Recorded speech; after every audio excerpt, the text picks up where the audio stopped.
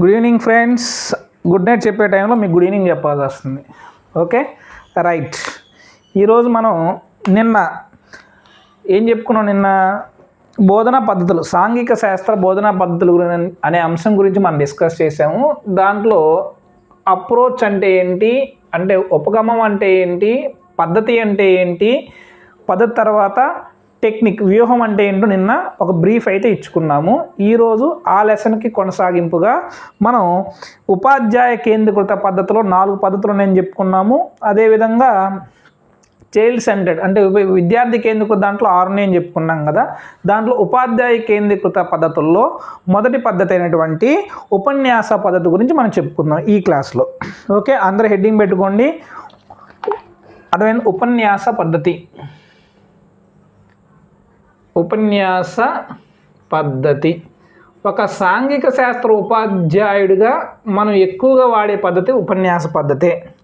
Lecture method.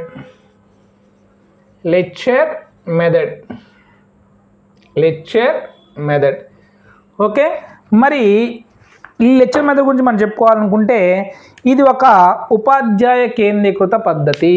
ఇదేంటి? ఉపాధ్యాయ కేంద్రీకృత పద్ధతి. ఫస్ట్ పాయింట్ రాసుకోండి దీంట్లో, ఉపాధ్యాయ కేంద్రీకృత పద్ధతి. అంటే ఇక్కడ ఉపాధ్యాయుడు ఎక్కువగా క్రియాశీలంగా ఉంటాడు. స్టూడెంట్స్ అనేవాడు ప్యాసివ్గా ఉంటాడు, నిష్క్రియాత్మకంగా ఉంటాడు, మనం క్రియాత్మకంగా ఉంటాం అనమాట. అందుకనే ఎవరైతే ఎక్కువ యాక్టివ్గా ఉంటారో ఆ పద్ధతి. ఇక్కడ మనం ఎవరు ఎక్కువ యాక్టివ్గా ఉంటున్నారు? ఉపాధ్యాయుడు ఎక్కువగా యాక్టివ్గా ఉంటున్నాడు కాబట్టి, క్రియాశీలంగా ఉంటున్నాడు కాబట్టి దీన్ని ఉపాధ్యాయ కేంద్రీకృత పద్ధతి అన్నారనమాట. రెండోది, ఇది ఒక పురాతనమైన పద్ధతి. అంటే గురుకులాల నుంచి మనం ఏదైతే మన పూర్వకాల రాజుల కాలం నుంచి మనం చూసుకున్నట్లయితే, అంతకుముందు కాలంలో మనం ఉపనయనం చేసుకొని మనం మనం గురుకులాలకు వెళ్తాము, గురువు దగ్గర శిక్షణ పొందుతూ ఉంటాము. అప్పటి నుంచి కూడా వస్తున్నటువంటి పద్ధతి అనమాట. అప్పుడు కూడా పురాతన పద్ధతి. అప్పుడు కూడా ఏం చేస్తారు? గురువులు మనకి బోధిస్తూ ఉంటారు, మనం చెవులతో వింటూ ఉంటాం, దాన్ని రిసైటింగ్ చేస్తూ ఉంటాం. అంటే పలుమార్లు పలుకుతూ ఉంటాం, వేదాలు కానీ అన్ని పలుమార్లు పలుకుతూ ఉంటాం, అవి మనం నేర్చుకుంటూ ఉంటాం అనమాట. అట్లాగా ఇది పురాతనమైనటువంటి ఒక పద్ధతి. అదైనా ఇది ఏదైనా ఒక సంఘటన గురించి కానీ దాని యొక్క ధోరణి గురించి కానీ అర్థమైనా కులంకషంగా, ప్రామాణికంగా, క్రమబద్ధంగా చెప్పిద్ది అనమాట. అర్థమైంది? అది పాయింట్ అవసరం లేదు, జస్ట్ వర్క్ అట్రా వినండి. ఇదేంటయ్యా అంటే ఈ పద్ధతిని మనం ఒక విషయాన్ని కానీ ఒక ధోరణి కానీ మనం పిల్లలకి ప్రామాణికంగా, అంటే చాలా చక్కగా క్రమబద్ధంగా, అంటే స్టెప్ బై స్టెప్గా అర్థమైందా, ప్రభావవంతంగా చెప్పడానికి ఉపయోగపడేటువంటి పద్ధతి. రాసుకోండి, ఇది విద్యార్థులకి ప్రామాణికమైన క్రమబద్ధమైన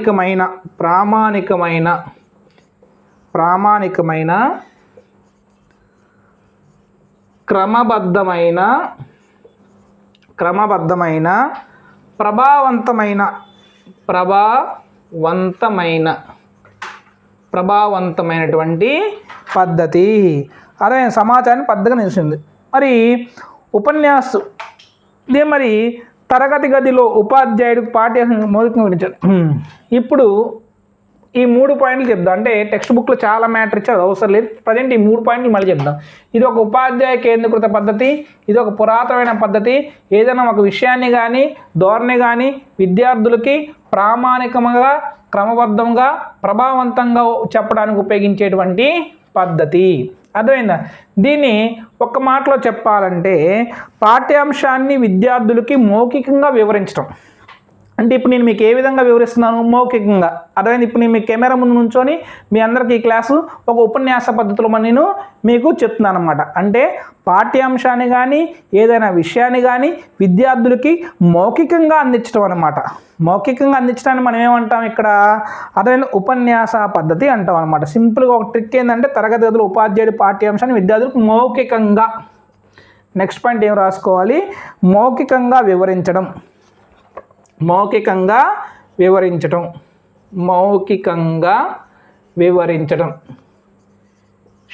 షార్ట్కట్లో చెప్తున్నాను అనమాట. అంటే ఇవి చాలా ఉంటాయి కదా, మౌఖికంగా వివరించడం. అర్థమైందా? మరి ఈ ఉపన్యాస పద్ధతిలో ఫలితం అనేది అంతిమంగా వచ్చేటువంటి ఫలితం అనేది ఉపాధ్యాయుడి మీదే ఆధారపడి ఉంటుంది, విద్యార్థి మీద ఆధారపడదు. ఎందుకంటే ఇక్కడ మొత్తం క్రియాశీలకంగా ఎవరున్నారు? ఉపాధ్యాయుడే ఉన్నాడు. అంటే చెప్పే పాఠం పిల్లవాడికి అర్థవంతంగా చెప్పే బాధ్యత ఎవరిది? మనది. అర్థమైందా? అంటే మొత్తం ఈ హోలిస్టిక్ ఈ ఈ ఉపన్యాస పద్ధతి మొత్తంలో కూడా హోల్ అండ్ సోల్ హీరో ఎవరు? ఉపాధ్యాయుడు. ఎవరు? ఉపాధ్యాయుడు. అర్థమైందా? అంటే ఫలితం అనేది ఉపాధ్యాయుడి మీద ఆధారపడి అనమాట. ఫలితం అంటే ఉపన్యాస పద్ధతిలో వచ్చేటువంటి అంతిమ ఫలితం అనేది ఉపాధ్యాయుడి మీద డిపెండ్ అయి ఉంటుంది. ఎవరి మీద డిపెండ్ అయి ఉంటుంది? ఉపాధ్యాయుడి మీద డిపెండ్ అయి ఉంటుంది. ఉపాధ్యాయుడి యొక్క వ్యక్తిగత ప్రతిభపై ఆధారపడి ఉంటుంది. ఏంటి ఫలితం అనేది? ఎవరి మీద ఆధారపడి ఉంది? ఉపాధ్యాయుడు. ఫలితం అనేది ఉపాధ్యాయుడి పైన ఆధారపడి ఉండేటువంటి పద్ధతులు ఏంటి? ఉపాధ్యాయ కేంద్రీకృత పద్ధతులు. అర్థమైందా? ఉపాధ్యాయ కేంద్రీకృత పద్ధతులు ఇస్తాడనమాట. ఆన్సర్ అంటే 2 ఇస్తాడు. ఉపాధ్యాయ కేంద్రీకృత పద్ధతులు, విద్యార్థి కేంద్రీకృత పద్ధతులు అని ఇస్తాడు. సో ఫలితం అనేది ఉపాధ్యాయుడిపై ఆధారపడినటువంటి పద్ధతులు ఏంటంటే ఉపాధ్యాయ కేంద్రీకృతమైనటువంటి పద్ధతి. మరి ఉపన్యాస పద్ధతిని బిట్గా ఏ విధంగా అడుగుతాడు? ఇది ఒక పురాతనమైన పద్ధతి. కింది ఇచ్చిన వాటిలో పురాతనమైన పద్ధతి ఏంటి? ఉపన్యాస పద్ధతి. మీకు ఇస్తాడు 4 ఆప్షన్లు ఉన్నాయి కాబట్టి ఉపన్యాస పద్ధతి, ఉపన్యాస ప్రదర్శన పద్ధతి, మూలాధార పద్ధతి, పర్యవేక్షణ అధ్యయన పద్ధతి అని చెప్పేసి మనకి 4 ఇచ్చారు కదా. ఆ 4ట్లో మొదటిది ఉపన్యాస పద్ధతి. దాంట్లో మనకి బిట్ ఎలా ఇస్తాడు? పురాతనమైన పద్ధతి ఏంటయ్యా అంటే ఉపన్యాస పద్ధతి అని చెప్పేసి మనం ఆన్సర్ రాయాల్సి ఉంటుందన్నమాట. అర్థమైందా? మరి ఈ ఉపన్యాస పద్ధతికే వేరొక పేర్లు ఉన్నాయన్నమాట. వాటికి వేరు పేర్లతో పిలుస్తూ ఉంటారు. ఆ పేర్లు ఏంటో మీరు ఇప్పుడు తెలుసుకోవాలి. ఆ పేర్లు ఏంటి? ఒకటి భాషణ పద్ధతి. ఏంటి? భాషణ పద్ధతి. రెండోది మాట్లాడే పద్ధతి. ఏంటమ్మా? మాట్లాడే పద్ధతి. మూడోది ఏంటి? చెప్పే పద్ధతి. ఏంటి? చెప్పే పద్ధతి. నాలుగోది ఏంటి? కథా పద్ధతి. ఇది చాలా ఇంపార్టెంట్. కథా పద్ధతి ఇచ్చిన బిట్లలో ఇప్పుడు వచ్చినటువంటి మారు పేరుల్లో వేరు పేరుల్లో ఇంపార్టెంట్ బిట్ ఏంటంటే ఈ కిందిచ్చిన వాటిలో దేన్ని కథా పద్ధతి అంటారు? ఈ కిందిచ్చిన వాటిలో దేన్ని కథా పద్ధతి అంటారు? చాలా ఇంపార్టెంట్ బిట్. ఈ కిందిచ్చిన వాటిలో దేన్ని కథా పద్ధతి అంటారని చెప్పేసి మీకు ఉపన్యాస పద్ధతి, ఉపన్యాస ప్రదర్శన పద్ధతి, మూలాధార పద్ధతి, పర్యవేక్షణ పద్ధతి అని చెప్పేసి 4 ఆప్షన్లు ఇచ్చి మీకు కథా పద్ధతి అనేది దేనికి చెందినది? ఉపన్యాస పద్ధతికి చెందినది. ఇక్కడ 4 ఆప్షన్లు ఇస్తాడు. దీనికి కథా పద్ధతి దేనికి సంబంధించింది? లెక్చర్ మెథడ్ ఉపన్యాస పద్ధతి, ఉపన్యాస డెమాన్స్ట్రేటివ్ అంటే ఉపన్యాస ప్రదర్శన పద్ధతి, మూడోది మూలాధార పద్ధతి, నాలుగోది పర్యవేక్షణ అధ్యయన పద్ధతి అని చెప్పి 4 ఆప్షన్లు ఇచ్చి మనకి ఆన్సర్ రాయండి. కథా పద్ధతి అనేది దేనికి సంబంధించి? దేనికి ఒక వేరో పేరు? ఉపన్యాస పద్ధతికి వేరో పేరు. అక్కడ మీకు బిట్ రాయడానికి అవకాశం ఉంది. అంటే మనకి ఎక్కడ బిట్ రాయడానికి అవకాశం ఉంది? ఇక్కడ బిట్ రాశాను. ఉపన్యాస పద్ధతిని పురాతన పద్ధతి అని అంటారు. అర్థమైందా? దీనికి కథా పద్ధతి అని దేనిని పిలుస్తారు. ఇంక ఏమొచ్చిన భాషణ, మాట్లాడే, చెప్పే అంటే మనకు అర్థమైపోయింది. కానీ కథా పద్ధతి అనేది మాత్రం మనం కొంచెం కన్ఫ్యూజ్ అవుతాం అన్నమాట ఇచ్చిన ఆప్షన్ల బట్టి. అర్థమైందా? మరి ఉపన్యాస పద్ధతి ఉపయోగించే ఫలితాల పొందే సందర్భాలు అంటే ఉపన్యాస పద్ధతిని మనం ఏ సందర్భాల్లో ఎక్కువగా ఉపయోగిస్తాము అనేది మీరు కానీ చూసినట్లయితే అంటే ఎందుకు దీన్ని ఉపయోగిస్తారు? ఉపన్యాస పద్ధతిని ఎందుకు దీన్ని ఉపయోగిస్తారు? అర్థమైంది? దానికి సంబంధించిన సందర్భాలు ఏంటో మనం తెలుసుకోవాలి. అర్థమైందా? మరి ఉపన్యాస పద్ధతిని మనం ఏ ఉపయోగ ఫలితాలుగా ఉపయోగిస్తామంటే విషయాన్ని సింహలోకనం చేయటం అంటే పిల్లవాడికి సంపూర్ణమైన విషయ జ్ఞానాన్ని ఇవ్వటానికి. విషయాన్ని పాయింట్ వైజ్ రాసుకోండి. ఇవి ఒక 8 పాయింట్లు ఉంటాయి. విషయాన్ని సింహవలోకనం చేయడం. ఎందుకంటే social studies the information is ocean. మరి సామాజిక శాస్త్రంలో అంటే సాంఘిక శాస్త్రంలో అర్థమైందా, మన సిలబస్ అనేది చాలా అనంతం, చాలా ఎక్కువగా ఉంటుంది, విస్తృతంగా ఉంటుంది, ఒకదానికి సంబంధం కలిగి ఉంటుంది. ఇవన్నీ పిల్లవాడు అర్థం చేసుకోవడం కష్టం కాబట్టి పిల్లవాడికి అర్థమయ్యే విధంగా చెప్పేటువంటి బాధ్యత ఒక ఉపాధ్యాయుడిగా మన మీద ఉంది. కాబట్టి వాటి మధ్య ఉన్నటువంటి సంబంధాలన్నీ అంటే సోషల్కి దేంతో సంబంధం ఉంటుంది, సైన్స్తో సంబంధం ఉంటుంది. సోషల్కి ఫర్ ఎగ్జాంపుల్ హిస్టరీకి పాలిటీతో సంబంధం ఉంటుంది, హిస్టరీకి జాగ్రఫీతో సంబంధం ఉంటుంది, హిస్టరీకి ఎకనామిక్స్తో సంబంధం ఉంటుంది, కల్చర్, ఇట్లా డిఫరెంట్ ఆస్పెక్ట్స్ మొత్తం కూడా వాటి మధ్య సంబంధాలని ఏకం చేసి చెప్పడానికి మనకి ఉపన్యాస పద్ధతి ఉపయోగపడుతుంది. అర్థమైందా? అంటే వీటి మధ్య అంటే హిస్టరీకి ఇప్పుడు ఇందాక లీలా సార్ మీకు ఇందాక ఒక లెసన్ చేశారు, ఆ వీడియో మీరు చూసుంటే బాగుండేది. అంటే ఫారిన్ కంట్రీలో ఉన్నటువంటి కాన్స్టిట్యూషన్కి మన కంట్రీలో ఉన్నటువంటి కాన్స్టిట్యూషన్కి మధ్య భేదాలను కూడా ఆయన వివరించడం చక్కగా జరిగిందనమాట. అంటే వీటి మధ్య భేదాలని పిల్లవాడు అర్థం చేసుకోలేడు. ఆ పిల్లవాడికి అర్థమయ్యే విధంగా చెప్పడానికి, సింహలోహనం చేయడానికి సబ్జెక్ట్ని మనకి ఉపన్యాస పద్ధతి అనేది బాగా ఉపయోగపడుతుంది. రెండోది ఏంటి, ఒక అంశానికి సంబంధించి పూర్వ చరిత్ర. వెరీ గుడ్, ఇది కూడా చాలా ఇంపార్టెంట్. అంశానికి సంబంధించినటువంటి పూర్వ చరిత్ర అరే ఇది కూడా చాలా ఇంపార్టెంట్. ఫర్ ఎగ్జాంపుల్ ఇప్పుడు కాకతీయులు ఏర్పడ్డారంటే కాకతీయులకు ముందు వాళ్ళు ఎవరి దగ్గర సామంతులుగా చేశారు, అర్థమైందా?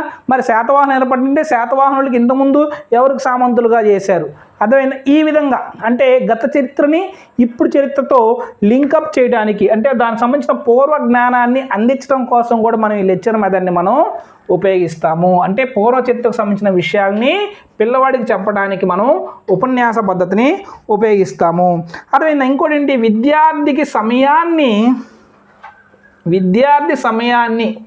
విద్యార్థి సమయాన్ని పొదుపు చేయడం కోసం, ఏం చేయడం కోసం, పొదుపు చేయడం కోసం. ఉదాహరణకి ఇప్పుడు డిఎస్సి ప్రయాణమే ఉంది, ఇన్ని బుక్స్ చదవాలంటే మీకు ఎంతో ఇబ్బంది, అంటే ఎక్కువ టైం టేకన్ అయింది.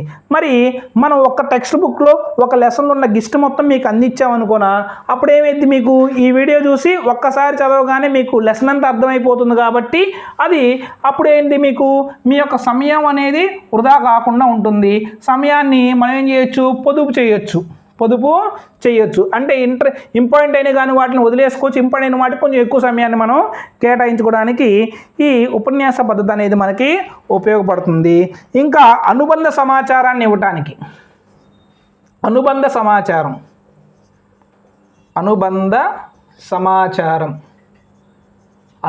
సమాచారం ఇవ్వడానికి అంటే ఒకదాంతో ఇంకోటి అనుబంధం సమాచారం అంటే విస్తృతమైన జ్ఞానం తన పరిశోధన అనుభవం పట్ల విద్యార్థులకు సమాచారం అందించడం కోసం. అంటే అనుబంధ సమాచారం అంటే ఒకదానికి ఇంకోదానికి రిలేటెడ్ ఉంటుంది కాబట్టి ఒకదాని నుంచి ఇంకోదానికి దానికి సప్లిమెంటరీ అయినటువంటి ఇన్ఫర్మేషన్, ఒక టాపిక్ ఉంటే ఆ టాపిక్ సంబంధించి సప్లిమెంటరీ ఇన్ఫర్మేషన్ ఇవ్వడానికి మనకి ఉపన్యాస పద్ధతి అనేది ఉపయోగపడుతుంది. మరి అభిరుచుల్ని పెంపొందించడం కోసం, విద్యార్థుల్లో అభిరుచి, అందుకనే మనం ఏం చేస్తాం, మంచి లెక్చర్స్ని వింటూ ఉంటాం అనమాట. అంటే ఎప్పుడైనా డీమోటివేట్ అయినప్పుడు ఒక షఫీ గారి యొక్క వీడియో పెట్టుకోను అదేమైనా మనం చూస్తూ ఉంటాం కదా, అప్పుడు చూసినప్పుడు ఏమైంది, మనకి ఆయన చెప్పిన ఉపన్యాసం మొత్తం విన్న తర్వాత మనకి ఏమైంది, అదేమైంది ఒక సబ్జెక్ట్ పైన అభిరుచి కూడా బాగా పెరుగుతూ ఉంటుందన్నమాట.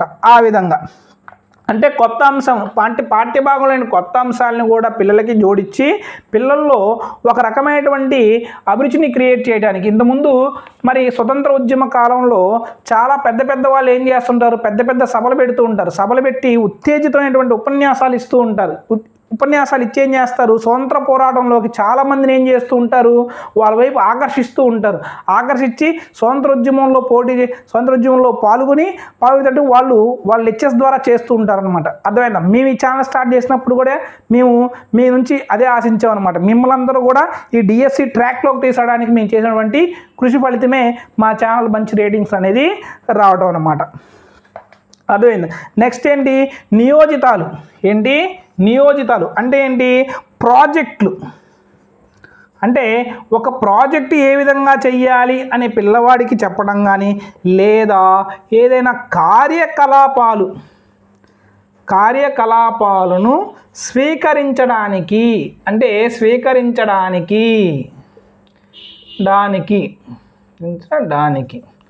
అంటే ఒక విషయాన్ని, ఒక ప్రాజెక్ట్ని కానీ, ఒక కార్యకలాపాన్ని సేకరణ, ఒక పెద్ద మేనేజర్ ఉంటారు కంపెనీలో. పెద్ద మేనేజర్ ఏం చేస్తూ ఉంటాడు, కూర్చొని మంచిగా అదేవిధంగా ఒక ప్రాజెక్ట్ వస్తే ఒక ప్రాజెక్ట్ని ఇవ్వడానికి ఆ ప్రాజెక్ట్ యొక్క ఇంపార్టెన్స్ని కానీ ఇవన్నీ కానీ వాళ్ళకి వివరిస్తారు. వివరించినప్పుడు ఏంటి, నేను చేస్తా అని వాళ్ళ నుంచి అడిగి తీసుకుంటూ ఉంటారు ప్రాజెక్టుల్ని స్వీకరించడానికి. మనం కూడా ఈ లెక్చర్ మీద ఏం చేస్తాం, పిల్లవాడికి అరే ఈ ప్రాజెక్ట్ చేయండి, ఈ ప్రాజెక్ట్ చాలా మంచిగా ఉంటుంది, ఈ ప్రాజెక్ట్ వల్ల మీకు ఇది వస్తుందని చెప్పేసి పిల్లవాడికి ముందుగానే మనం ఆ ప్రాజెక్ట్ సంబంధించినటువంటి విషయాలు మొత్తం కూడా పిల్లవాడికి చెప్పడం అన్నమాట. ఉదాహరణకి ఆర్కిటిక్ ప్రాంతంలో టండ్రా ప్రాంతాన్ని వాడు ఒక ప్రాజెక్ట్గా ఎంచుకొని దాని మీద వాడు రీసెర్చ్ చేయడం అన్నమాట. అర్థమైందా? ఇవన్నీ మరి సాంకేతిక పదాలు అవగాహన చేయడానికి సాంకేతిక పదాలను అవగాహన చేయడానికి చాలా టెర్మినాలజీ ఉంటుంది సోషల్లో. ఆస్ట్రోనట్ అంటే ఏంటి, కార్టోగ్రఫీ అంటే ఏంటి, అర్థమైంది, ఇంకా ఎన్నో ఆర్కియాలజీ అంటే ఏంటి, అర్థమైంది, ఇట్లాంటి ఎన్నో పదాలు, తెలియని పదాలు, కొత్త పదాలు వస్తూ ఉంటే ఆ పదాల యొక్క మీనింగ్ని, ఆ పదాలు ఏ సందర్భాల్లో ఉపయోగించాలనే అంశాలను చెప్పడానికి మనకు అర్థమైంది ఈ ఉపయోగపడుతూ ఉంటాయి అన్నమాట. ఏది ఉపన్యాస పద్ధతి మనకి ఉపయోగపడుతుంది. రెండోది గిస్ట్, సారాంశం.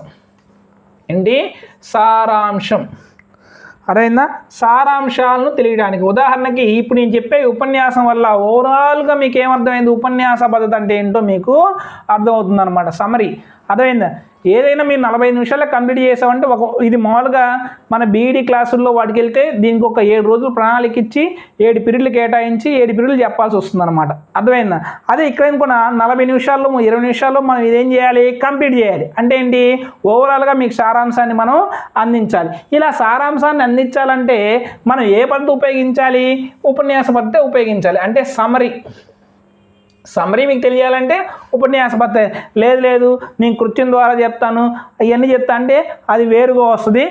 అర్థమైందా? కాబట్టి ఈ సారాంశాన్ని అందించడం అనేది కూడా మనకి ఉపన్యాస పద్ధతి ద్వారానే మనం అందిస్తాము.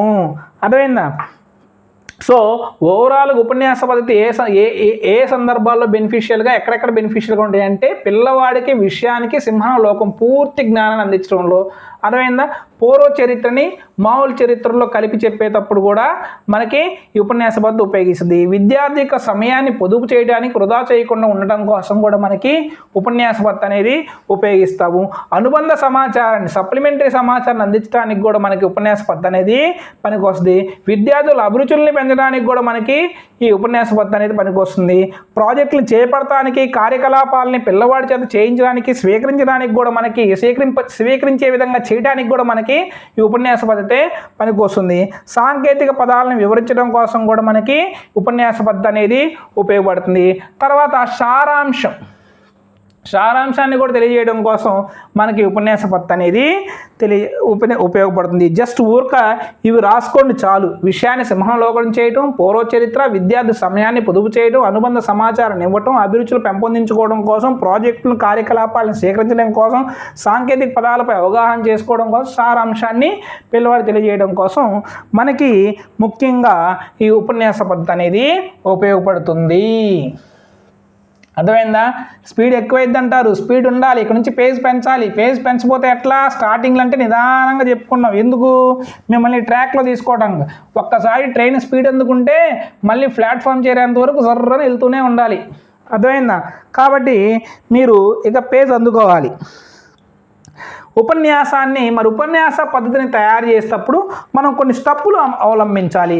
దీంట్లో 3 దశలు ఉంటాయి అన్నమాట. రెండోది, ఉపన్యాస పద్ధతి ఏ విధంగా ఆ విధంగా చెప్పకూడదు. పిల్లవాడికి ఏదో డల్గా ఏదో చెప్పేసాలి, అయిపోయింది కదా అనుకుంటే పిల్లవాడు ఏం చేస్తాడు, వాడిని గిచ్చిన ఈయనకి వెళ్ళను, అదైనా పెన్సిల్తో పొడవను, డివైడర్తో పొడవడం చేస్తూ ఉంటాడు. అదే మన పిల్లవాడిని అదైనా మన వాయిస్ పెంచుతూ, తగ్గుతూ, కామెడీ చేస్తూ, మధ్యలో హాస్యాన్ని జోడిస్తూ, మధ్యలో టీఎల్ఎంస్ ఉపయోగించుకుంటూ ఆ క్లాస్ మొత్తాన్ని కళాత్మకంగా కానీ చేసామనుకోనా, క్లాస్ మొత్తాన్ని పిల్లవాడికి ఇంట్రెస్ట్గా చేసామనుకోనా, ఉపన్యాస పద్ధతి అనేది చాలా చక్కగా ఉంటుందన్నమాట. మరి అలా చేయడం కోసం మనకి ఉపన్యాస పద్ధతిలో కొన్ని దశలు అయితే ఉంటాయి అన్నమాట. అలా చేయాలి. ఉపన్యాస పద్ధతిలో కొన్ని దశలు ఉంటాయి. ఈ దశలు చాలా చాలా చాలా చాలా ఇంపార్టెంటు. ఇంకా స్పీడ్ అయిపోయిందని మీరు ఎవరు అనుకోవద్దు. స్పీడ్ ఖచ్చితంగా మనం పేజు అందుకోవాలి. మనకన్నా చాలామంది ట్రాక్లో ముందున్నారు. వాళ్ళని మనం అందుకోవాలి అంటే అర్థమైందా, మనం ఈ పేజ్ అందుకోవాలి. ఫస్ట్ది ఏంటి, ఉపన్యాస ప్రారంభం. ఏ విషయానికైనా కానీ ఇదే కాదండి, ఏ విషయం అయినా సరే ప్రారంభ దశ, ప్రవేశ దశ అర్థమైందా. ఇది చాలా చాలా ఇంపార్టెంట్ అనమాట. ఏదైనా విషయాన్ని ప్రారంభించడం చాలా చాలా మంచిగా ప్రారంభించాలి. మనం ఒక విషయాన్ని ఎంచుకున్నామంటే అది వచ్చిందా కష్టపడి చదవాల్సిందే. అర్థమైందా. ఇది ఉపన్యాస ప్రారంభ దశ, మొదటి దశ. మరి రెండోది ఏంటి, అభివృద్ధి దశ.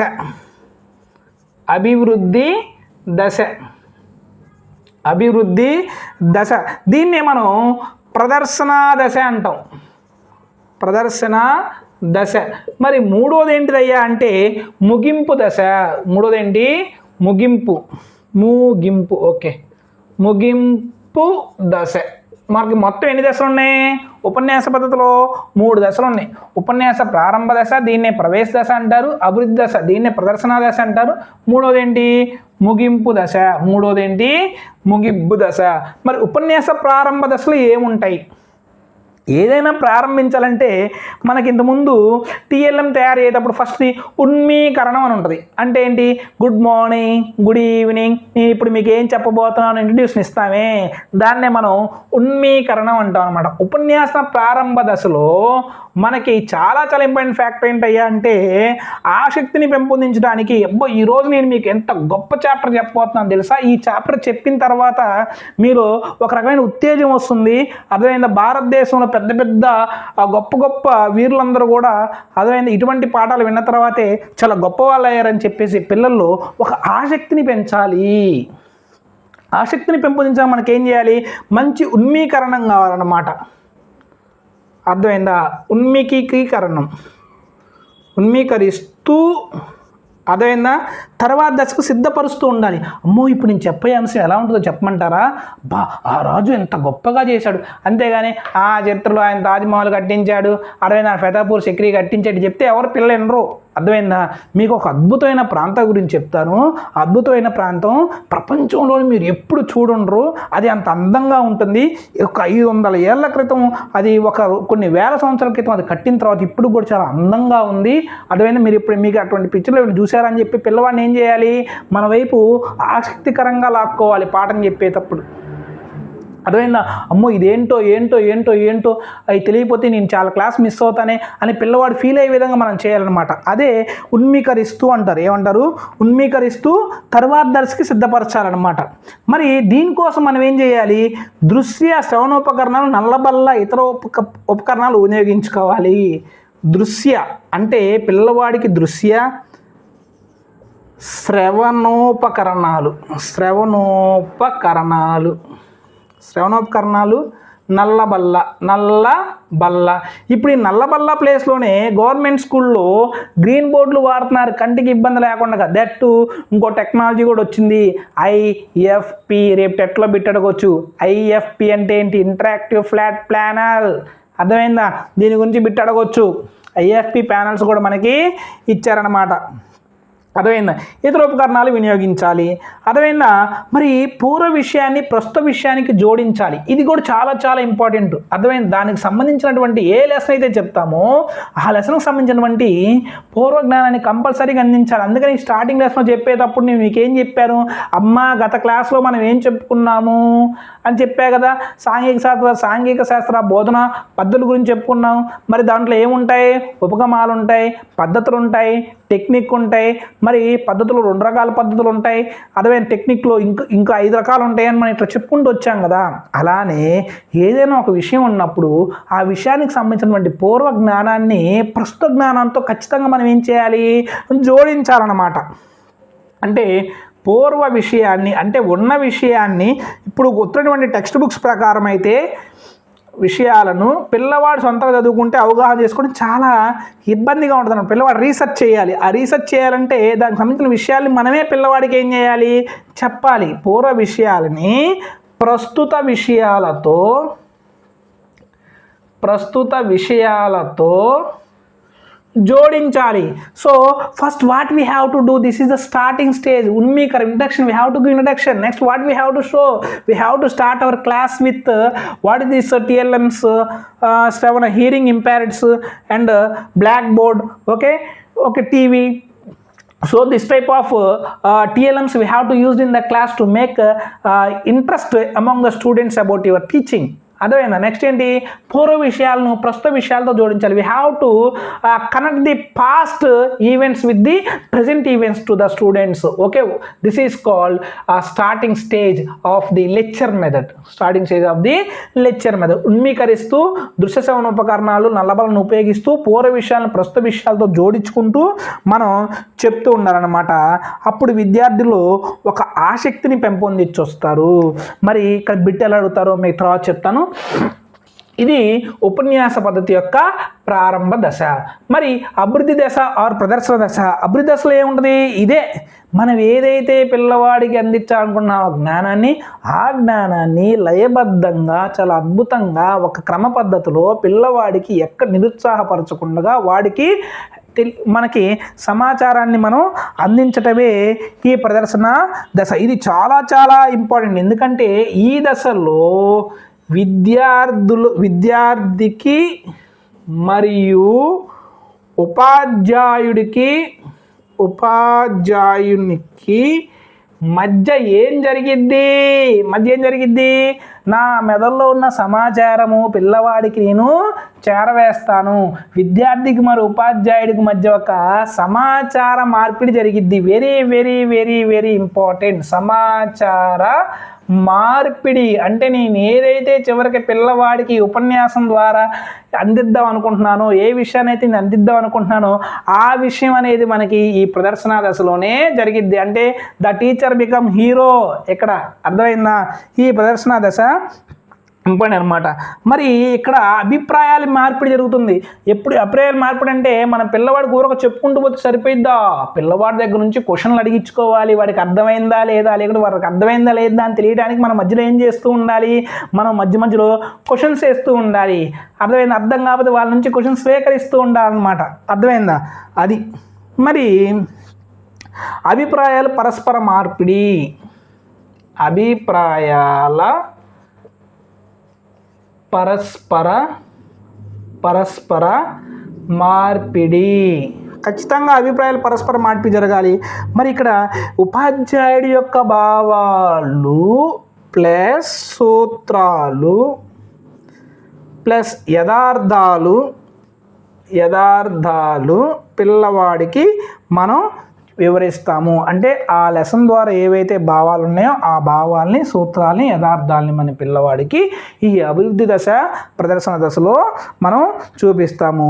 మరి మూడోది ఏంటి, ముగింపు దశ.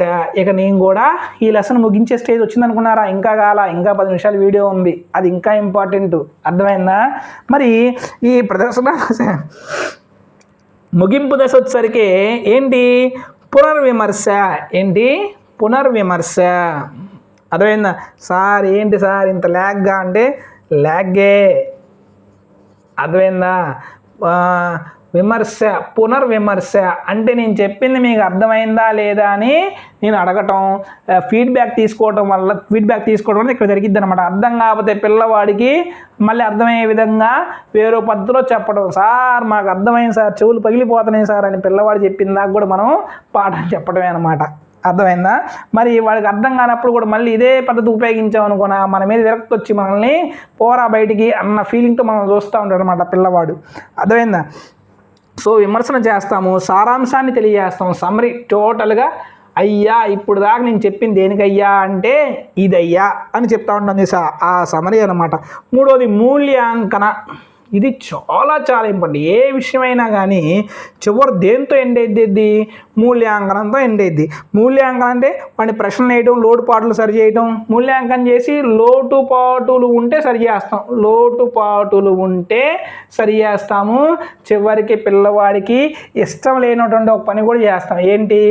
హోంవర్క్, నియోజనాలు. తెలుగులో నియోజనాలు, అసైన్మెంట్స్, హోంవర్క్ అసైన్మెంట్స్ ఇస్తాం అన్నమాట. అర్థమైందా? ఇది ఏంటి ఉపన్యాస పద్ధతిలో అర్థమైందా మనకు ఉండేటువంటి దశలు. ఇది చాలా చాలా ఇంపార్టెంట్. ఇందాక 2 ఇంపార్టెంట్ బిట్లు చెప్పా, ఇప్పుడు కొన్ని చెప్తాను. అర్థమైందా? ఉపన్యాస ప్రారంభ దశ ఎన్ని దశలు ఉన్నాయి? మొత్తం 3. ఉపన్యాస ప్రారంభ దశ, దాన్నే ప్రవేశ దశ అంటారు. రెండోది అభివృద్ధి దశ, దీన్నే ప్రదర్శనా దశ అంటాము. ముగింపు దశ, దీన్నే 3వ దశ అంటాము. మరి ఉపన్యాస ప్రారంభ దశలో ఏముంటుంది? ఉన్మీకరిస్తాం, ఇండక్షన్ ఇస్తాం, మంచి ఇండక్షన్ ఇస్తాం. ఒక హీరో కానీ సినిమా రిలీజ్ అయ్యేటప్పుడు మనం ఈవీ వేస్తాం, చూసావా? ఏవియో ఈవీయో ట్రైలర్ వేస్తాను, చూసావా? అబ్బో ఈ ట్రైలర్ సినిమా సూపర్గా ఉంటుందని చేశారు కదా, అది. మరి దృశ్య శ్రవణ పరికరాలు, video and audio TLMs and also black board, పూర్వ విషయాలను ప్రస్తుత విషయాలతో జోడిస్తారు. Link between the past and the present content with to the students. Next development stage demonstration stage. Okay, విద్యార్థికి మరియు ఉపాధ్యాయునికి మధ్య సమాచారం మార్పిడి జరుగుతూ ఉంటుంది. ఇప్పుడు మీ మధ్య జరిగినట్టు. మరి అభిప్రాయాలను పరస్పరం మార్పిడి చేసుకుంటూ ఉంటాం. అర్థమైంది? మీరు లెసన్ చెప్పిన తర్వాత మీరు అభిప్రాయాలు కామెంట్ సెక్షన్లో ఇస్తూ ఉంటారు, చూసావా? అట్లా అనమాట. నెక్స్ట్ భావాలు, సూత్రాలు, యథార్థాలు కూడా మనం తెలుసుకుంటాం అనమాట. నెక్స్ట్ ముగింపు దశలో ఏముంటుంది? పునర్విమర్శ, మళ్ళీ ఒకసారి ఫీడ్బ్యాక్, టోటల్ సమరీ అందిస్తాము, తర్వాత మూల్యాంకనం చేస్తాము, తర్వాత లోటుపాట్లు, తర్వాత హోంవర్క్. ఇప్పుడు బిట్ ఎలా ఉంటుంది? మరి పూర్వ విషయాన్ని ప్రస్తుత విషయంతో ఉపన్యాస పద్ధతిలో దే స్టేజ్లో మనం ఉంటుంది ఉపన్యాస ప్రారంభ దశ. మరి సమాచార మార్పిడి ఎక్కడ జరుగుతుంది? అభివృద్ధి దశ. మరి సమరీ మూల్యాంకనం లోటుపాట్లు ఎక్కడ ఇస్తాం? ముగింపు దశ. అర్థమైందా? ఇది దేనికి సంబంధించి? ఉపన్యాస పద్ధతిలో స్టేజ్లకు సంబంధించి. మరి ఉపన్యాస పద్ధతులకి మరి ఉపన్యాస పద్ధతి ఇచ్చేటప్పుడు ఒక టీచర్గా మన ఎటువంటి విషయాలు మనం గమనించుకోవాలో మీరు చూసుకోవాలి. మరి ఒక ఉపాధ్యాయుడిగా మనకి ఉపన్యాస పద్ధతి ఎంచుకున్నప్పుడు ఆ ఉపన్యాస పద్ధతి ఏ విధంగా ఉండాలంటే, ఒకటి ఇవ్వదలుచుకున్న దాన్ని సరైన సమయం కేటాయించుకోవాలి. అర్థమైంది? ఒక లెసన్ తీసుకున్నట్లయితే నేను 4 రోజులు చెప్తాను, 5 రోజులు చెప్తాను. ఇప్పుడు నేను ఒక వీడియో చేస్తున్నాను, వీడియో నేను 2 గంటలు చేస్తానంటే సరిపోదు కదా. ఖచ్చితంగా 40 నిమిషాలు 40 నిమిషాలు పూర్తి చేయాలి. అర్థమైందా? అట్లా. అర్థమైందా? సరైన సమయం కేటాయింపు, సరి అయిన సమయం కేటాయించుకోవాలి. ఫస్ట్ ఏం చేయాలి? కరెక్ట్గా సమయాన్ని కేటాయించుకోవాలి. నేను 4 రోజులు 5 రోజులు చెప్తా అంటే కుదరదు. అర్థమైందా? ప్లానింగ్ కరెక్ట్గా తీసుకోవాలి. క్లుప్తంగా సవివరంగా ఇవ్వాలి. అర్థమైందా? క్లుప్తంగా సవివరంగా పిల్లవాడికి మనం అందించాలి. నెక్స్ట్ కొత్త అధ్యాయాలను పాఠ్యభాగంతో ప్రారంభించాలి. మనకి పాత చింతకాయ పచ్చడి కాదు, ఎప్పుడు కొత్త విషయాలతో అంటే పిల్లవాడికి ఆసక్తి రేకించేటువంటి విషయాలతో, పిల్లవాడితో కొత్త విషయాలతో ప్రారంభించాలి. ఇంకా ఏం చేయాలి? విషయ సంగ్రహంగా ఒక పద్ధతి ప్రకారం చెప్పాలి అవసరంలా. కంఠధ్వనిని, ఇది చాలా చాలా ఇంపార్టెంట్. మీకు బిట్ ఇక్కడే వస్తుంది. కంఠధ్వనిని సందర్భాన్ని బట్టి పెంచుతూ తగ్గిస్తూ ఉండాలి. మనం టీచింగ్ చెప్పుకుంటూ పోతాం, చివరిలో పిల్లవాడు నిద్రపోతుంటారు. అప్పుడు ఏం చేయాలి? మనం పాఠాన్ని అంటే వాడిని అరవకుండా మనం చెప్పే పాఠాన్ని కొంచెం మోడ్యులేషన్ ఎక్కువ పెంచాలి. పెంచిది ఏమైంది? వాడు అమ్మో ఏదో ఎలక్ట్గా ఎగుస్తాడు అనమాట. అర్థమైందా?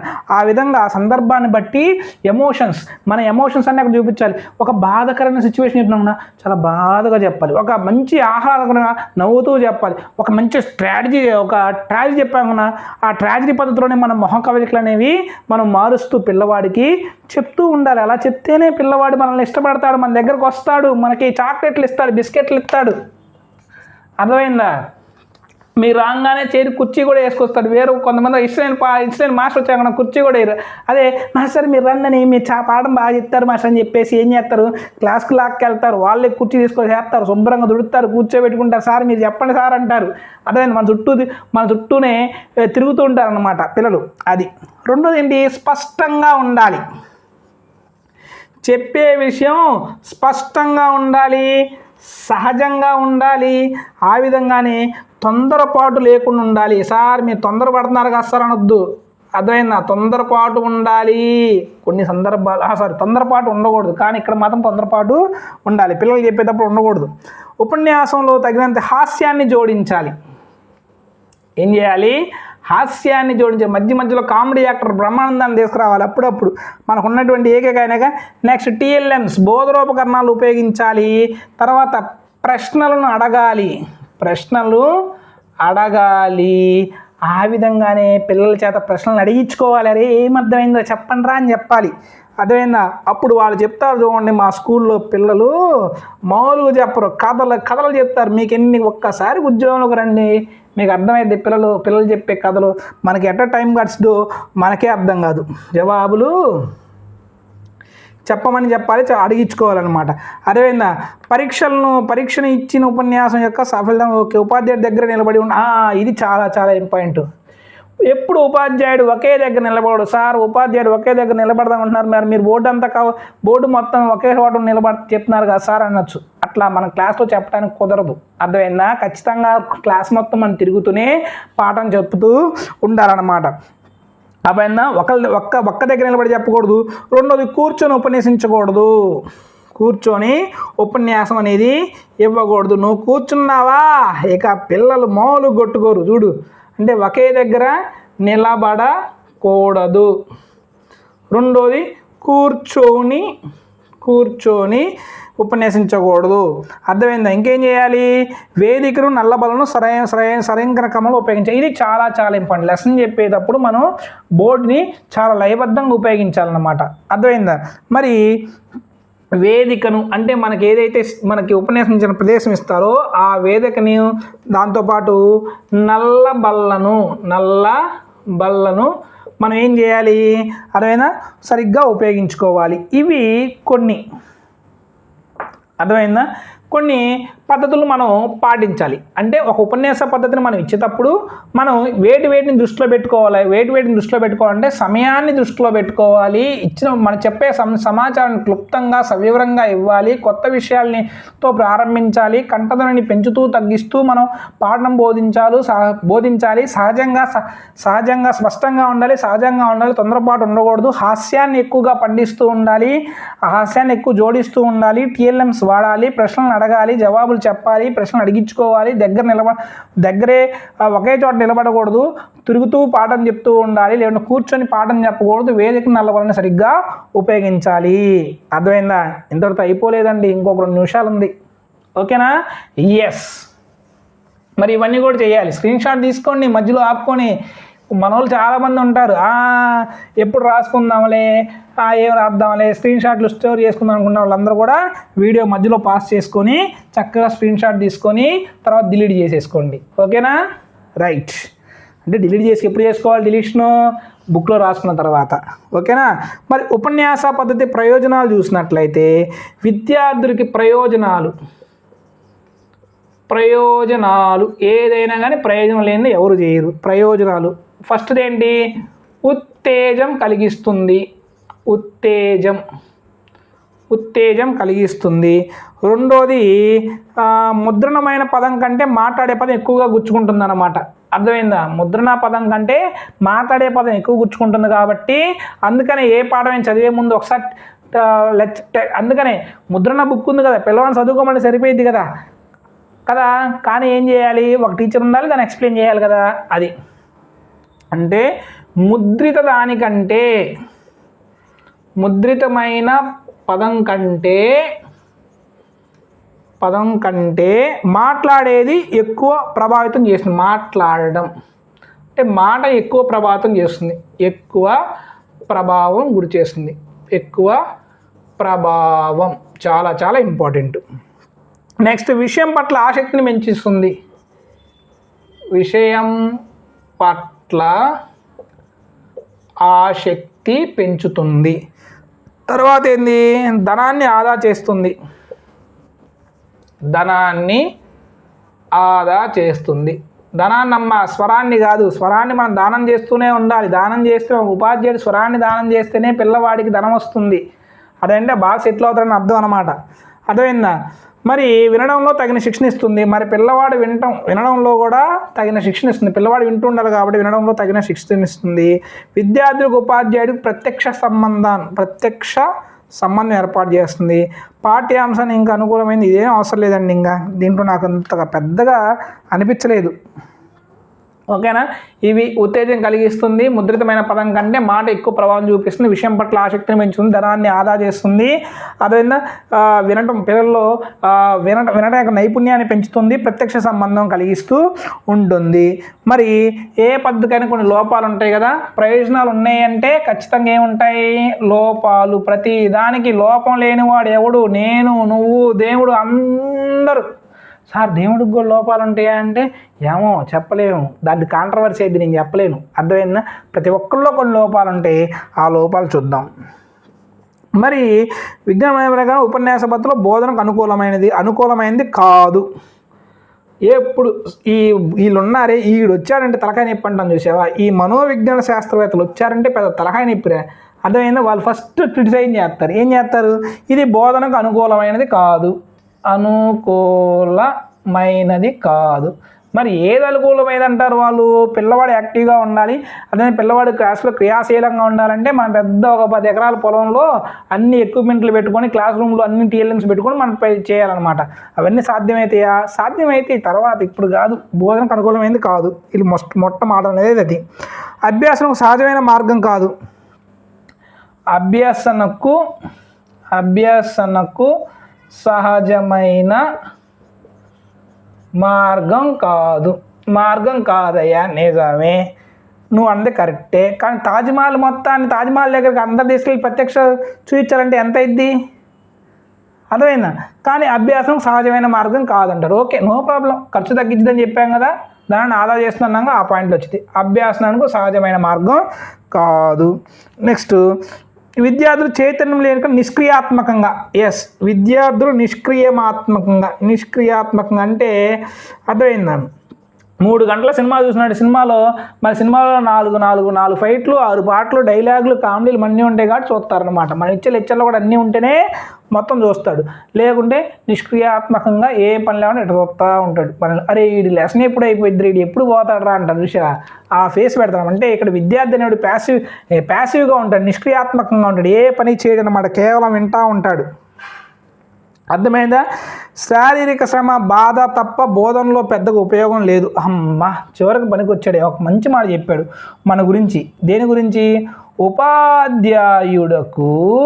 ఉపాధ్యాయుడికి శారీరక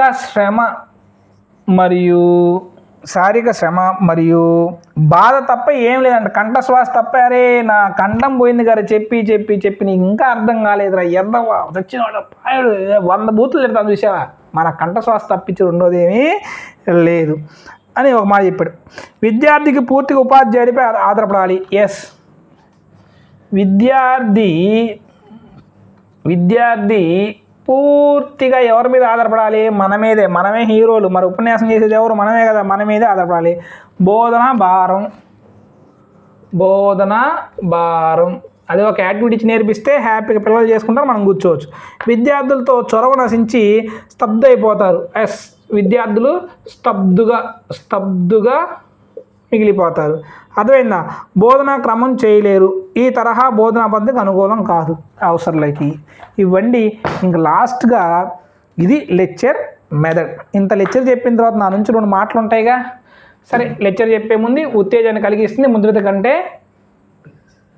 ముద్రిత కంటే మాట ఎక్కువ ప్రభావం చేస్తుంది, విషయం పట్ల ఆసక్తి పెంచి ధనాన్ని ఆదా చేస్తుంది, వినటం ప్రత్యక్ష ప్రభావం చూస్తుంది. నెక్స్ట్, లోపాలేంటి? బోధనకు అనుకూలమైంది, బోధనకు సహజ మార్గం, నిష్క్రియాత్మకంగా ఉంటాడు, ఉపాధ్యాయుడు శారీరక శ్రమ, విద్యార్థులు పూర్తిగా ఓకే శారీరక శ్రమ, బోధనా భారం, స్తబ్దుగా ఉంటారు, విద్యార్థులు పూర్తిగా స్తబ్దుగా ఉంటారు. ఇవి లోపాలు. అర్థమైందా? మరి టైం ఎక్కువైపోతుంది. చివరిగా ఏం చేయాలంటే, అర్థమైందా, మీరు ఈ వీడియో నచ్చినట్లయితే మా ఛానల్ని సబ్స్క్రైబ్ చేసుకోండి. అదేవిధంగా ఈ కింద డిస్క్రిప్షన్లో ఈ లెసన్ యొక్క ముందు లెసన్ ఏదైతే ఉందో బోధన పద్ధతుల యొక్క వీడియో యొక్క లింక్ ఇస్తాను, అది చూడండి. అదేవిధంగా మా యాప్లో మీకు మా యాప్లో ఫ్రీ టెస్ట్లను 7-9 డేస్ షెడ్యూల్ అయితే ఇచ్చాము, అది డౌన్లోడ్ చేసుకోండి. దాని ప్రకారం చెప్తూ ఉంటాం. ఆ షెడ్యూల్ మీరు ప్రిపేర్ అవ్వడానికి అయితే ఇచ్చాము. మా వీడియోస్ అయితే మేము అనుకూలంగా మేము చెప్తూ పోతూ ఉంటాము. దాంట్లో ఏమైనా వీడియో అయిపోయి మొత్తం టిక్ కొట్టేసుకుంటూ ఉండండి. డిస్క్రిప్షన్లో మా యాప్ లింక్ అయితే ఇస్తాము, దాని టెలిగ్రామ్ లింక్ అయితే ఇస్తాము. మరి మీరు మా టెలిగ్రామ్ గ్రూప్లోకి జాయిన్ అవ్వండి, మా యాప్ని డౌన్లోడ్ చేసుకోండి. అదేవిధంగా మేము ఇంకొన్ని మీకు మెరుగైన పద్ధతులు ఇవ్వడానికి మేము ట్రై చేస్తాం. మీకు అప్పుడు చెప్తున్నాం మా సెకండరీ రిసోర్స్ కానీ ఉంచుకోండి, ప్రైమరీగా మీరు ప్రిపేర్ అయ్యేది మాత్రం మీరు ప్రిపేర్ అవుతుండండి. మీ దాంట్లో మా ఛానల్ని మీకు ఒక స్కఫోల్డింగ్ లాగా అంటే సహాయ సహకారాలు అందించే దానిలాగా మీరు సేకరించండి. అర్థమైందా? ఇట్లు మీ Mande Srinivas signing off. Bye by.